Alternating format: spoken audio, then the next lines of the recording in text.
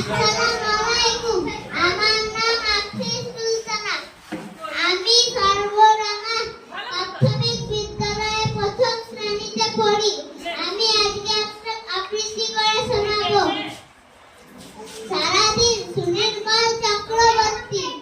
সারাদিন ভালো লাগে নানা ছবি আঁকতে। খাতায় পাতায় চাই মন খানা রাখতে।